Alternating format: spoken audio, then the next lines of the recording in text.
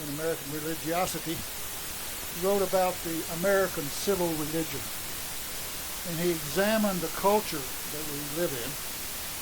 And he observed that actually we have developed in this country myths and understandings that are reminiscent of the features of a religion. George Washington is the great Moses. Jefferson and Paine are the prophets. The Holy Writs, Constitution, the Bill of Rights, Declaration of Independence. The High Holy Days are Super Bowl Sunday. More people do that. Think about it. It is a ritual. It has devotees. It has elements of blessing. I mean, we just laugh at the commercials and look at the meanings. We project into teams our emotions and our loyalties. Well, Mr. Lincoln serves as our Jesus. He's the one that gave his life for the country to save the Union. Well, Lincoln was surely a human being, very real. But he was probably one of the most insightful human beings that we've had around and have the good fortune of being in public life and growing in the office. I really enjoyed that little piece because it said initially it was to save the Union. Now, he was an abolitionist in his heart for a long time. If you look on the map, New Salem is on the Sangamon River, which connects with the Illinois River, which connects with... When he was a young man, he and a few others decided that they would take a flatboat to New Orleans with some of the goods from the farmers there, corn and other Mississippi and other things. And when they got there, they would sell the products, even sell the flatboat, because there are no flatboats can make it up the Mississippi. You got to walk. And you walk out of Louisiana, and you get across the river somehow, and you go to Natchez, and you walk the Natchez Trace, which is still there. It's one of the most beautiful national parks. If you've not driven it, do it, because there's no commercialization, and it's a beautiful two-lane road that you can only go 40, and you see what the country looked like. And originally it would go to Nashville, all the way to Nashville. And in Nashville, you could get a riverboat on the Cumberland to go up to the Ohio to get back to Illinois. So Lincoln went to New Orleans and he saw the slave markets as a young man. And he wrote about that. What a devastating thing that was to see the pens and human cattle in the stink. Can you imagine what the smell was like in New Orleans during that time? So in his heart, he became a foe of slavery. But he was also a very astute politician. One of the things they didn't mention there was that he did serve a term in Congress, only one term, right in the midst of the Mexican War. And my fellow Tennessean, James K. Polk, wanted a part of Mexico, and so he staged a war to work on Mexico giving up its land. And Lincoln and a lot of radicals, really for that time, held the president to account. They were in a minority, but they challenged it. And they tried to pass a resolution called the Spot Revolutions, because they wanted to know the spot that Polk said that there was American blood shed on American soil, because they couldn't do that. Because Polk told Zachary Taylor, you go down there on the border and you get ready to go over. And Zach, being a good soldier, did. And the war began, and so and so. Well, Mr. Lincoln got sent back home. He didn't get reelected. But in that election that he did get elected to, his opponent was a circuit-riding Methodist preacher named Peter Cartwright. And Peter Cartwright made his mark in history as a great revivalist and a recruiter of devotees to Christ. So Abe went to one of the meetings, one of the revivals, and Cartwright was holding forth, as we former Methodists can do sometimes. And he challenged the congregation. He said, okay, all of you people going to heaven, stand up. And most of them did. All of you people going to hell, stand up. And a few awkward people sort of set up. Mr. Lincoln didn't move. Now remember, they're running against one another for a seat in Congress. And Cartwright says, Mr. Lincoln, I see you haven't chosen your sides. Where is it that you're going?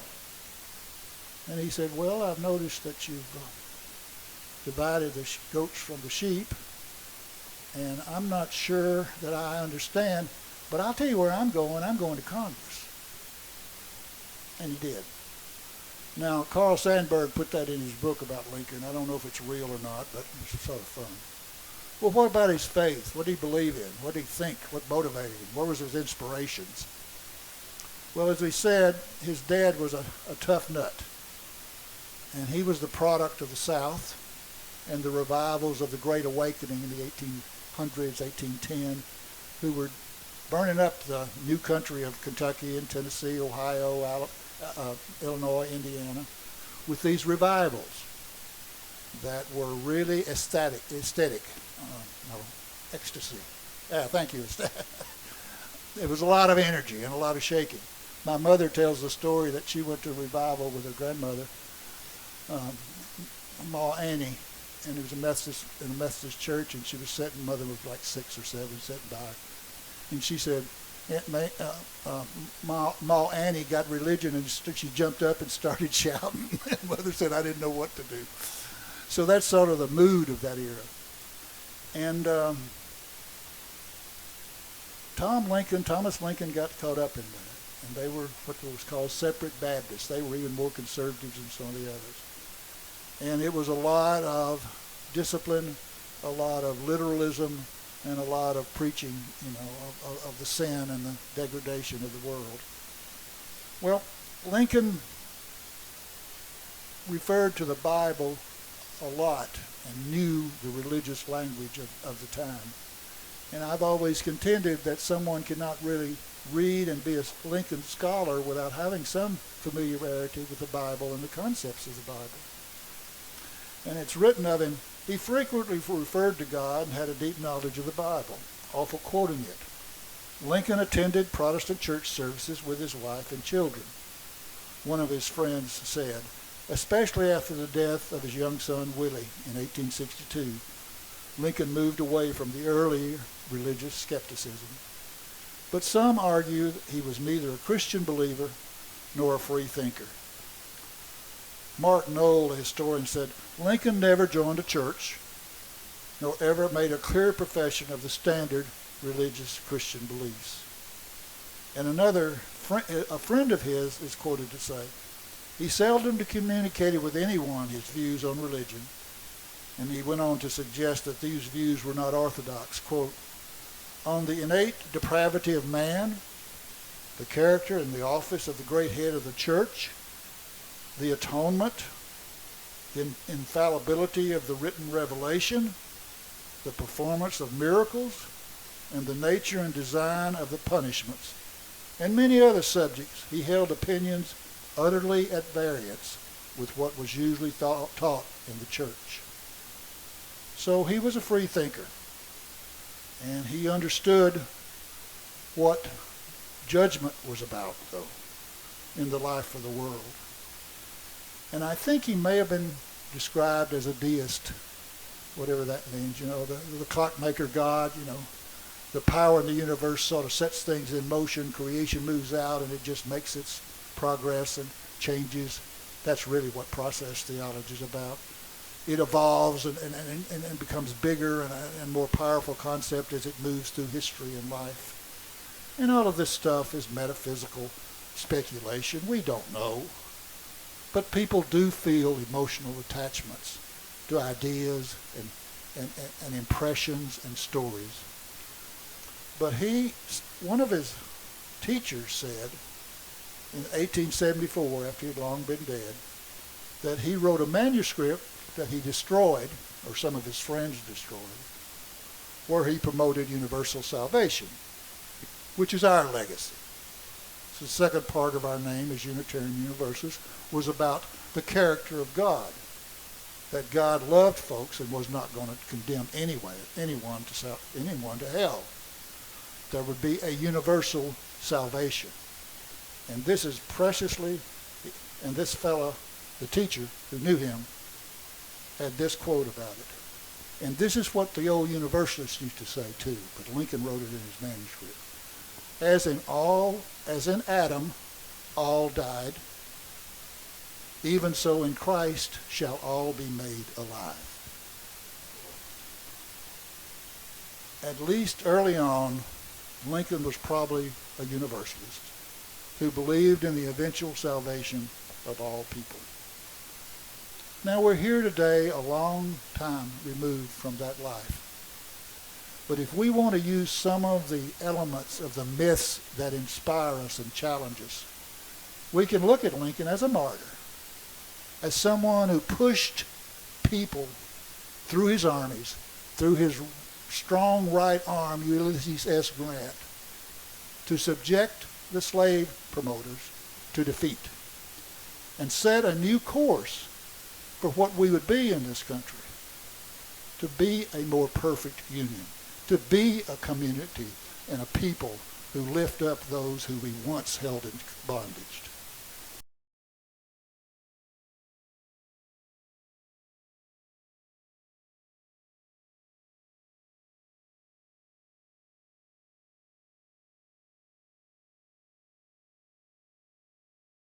Now, Mr. Lincoln, in his Emancipation Proclamation, he did a hat trick. That he said that was a military decision because he freed the slaves in all the states that were in rebellion. He didn't fool with them in Kentucky and Maryland, Missouri, who were still lingering, not going one way or the other.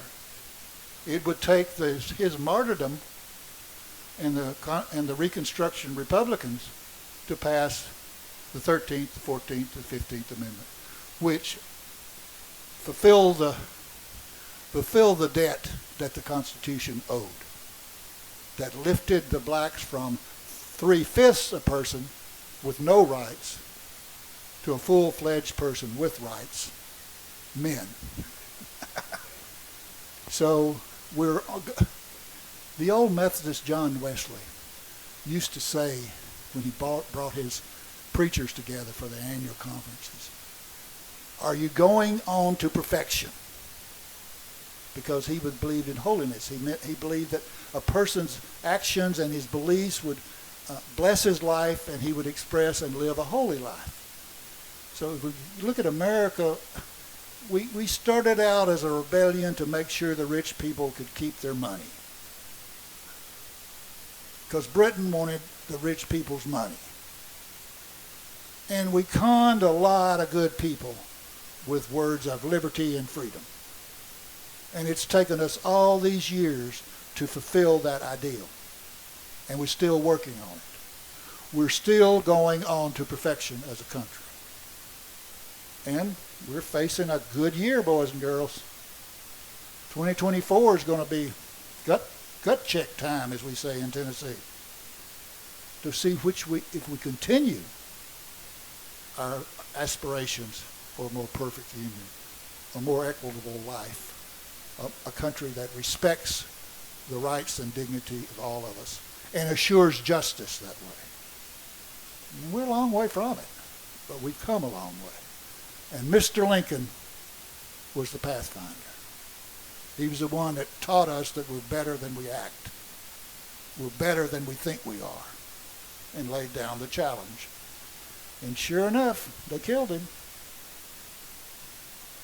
Don't do that stuff, man. Don't get us out there where we don't want to go. Mr. Lincoln, a blessing.